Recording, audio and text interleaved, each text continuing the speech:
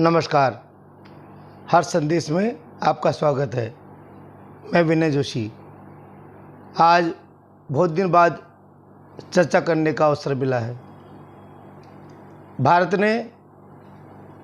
के सैनिकों ने अपनी अदम्य साहस का परिचय दिया है और पाकिस्तान को नेस्तनाबूद किया है आतंकवादी अड्डों का। पाकिस्तान को उजागर किया है कि ये आतंकवाद को पनाह देता है, संरक्षण देता है। भारत की सेना ने जो अपना पराक्रम दिखाया, चाहे थल सेना हो, चाहे वायु सेना हो या जल सेना हो, उसको जिस रूप में प्रचारित करना चाहिए था, जितनी वाहवाही देनी चाहिए थी, वो न देकर कुछ पार्टी के लोग ऐसा काला टीका लगाने का प्रयास करते हैं जैसे सुंदर बच्चे के ऊपर माँ काला टीका लगाती है। उनको डर है कि भारत को नज़र नहीं लग जाए।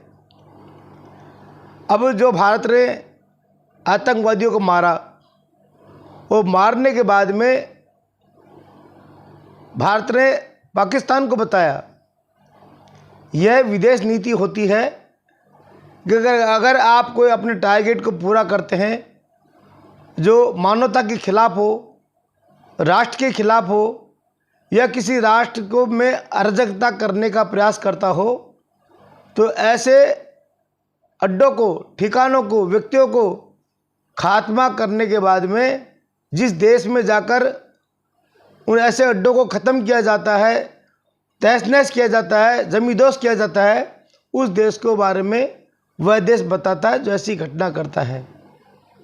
एक सामान्य नियम है। भारत ने भी यही किया। 6-7 तारीख की रात को जब भारत ने 9 ठिकानों को तबाह किया पाकिस्तान के को, तो सुबह भारत ने सूचना दी पाकिस्तान को कि हमारी सेना ने आपके क्षेत्र में घुसकर आपके क्षेत्र में इतने लोगों को हमने तबाह किया है, इतने लोगों को हमने मारा है, इसकी सूचना दी है और वो सबके सब आतंकवादी ठिकाने हैं। भारत का लक्ष्य भी यही था कि जिन लोगों ने हमारी बहन बेटियों का सिंदूर उजाड़ा, उनका बदला लिया जाएगा। और प्रधानमंत्री ने ऐलान किया था कि हम घर में घुसकर मारेंगे, हम उनको ज़मीन में जमींदोज़ करेंगे, मिट्टी में मिलाकर मारेंगे। तो कोई अचानक नहीं किया, भारत ने कह के किया है।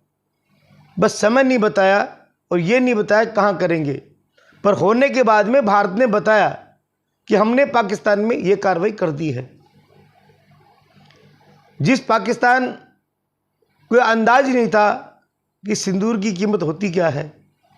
एक फिल्म का डायलॉग था, एक चुटकी भर सिंदूर की कीमत तुम क्या जानो बाबू। तो भारत ने बता दिया सिंदूर ऑपरेशन करके कि सिंदूर की कीमत क्या होती है। अच्छा ये होता कि भारत के सभी दल के नेता एक राय होकर पूरे विश्व में जाकर इस बात को कहते हैं कि भारत कितना शक्तिशाली है और भारत का जो लोकतंत्र है वो भी कितना मजबूत है, कि हम सब लोग आकर पूरे विश्व को बता रहे हैं कि पाकिस्तान आतंकवादी देश है और हम उसका आतंकवाद के कैसे खात्मा कर रहे हैं। लेकिन कांग्रेस ने ऐसा नहीं होने दिया।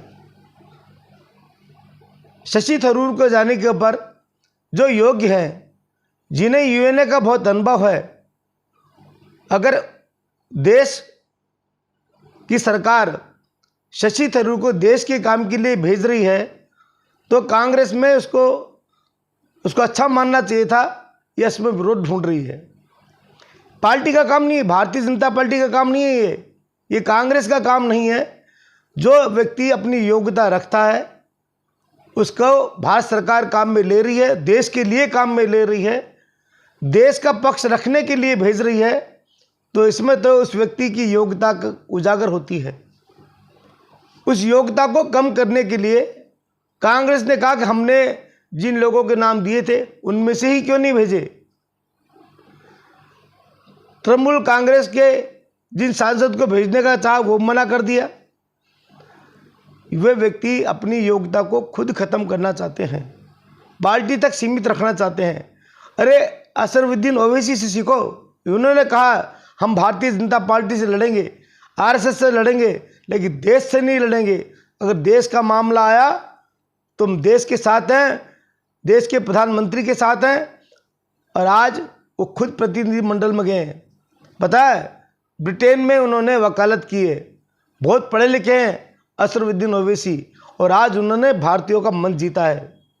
शशि थरूर ने भारतीयों का मन जीता है, ये कह के कि देश के लिए मुझे कोई भी काम करना पड़े मैं करूँगा, ये देश के सम्मान है और देश का प्रधानमंत्री मुझे सम्मान दे रहा है तो मैं उस गरिमा को रखूँगा। तो भारत सबसे पहले है।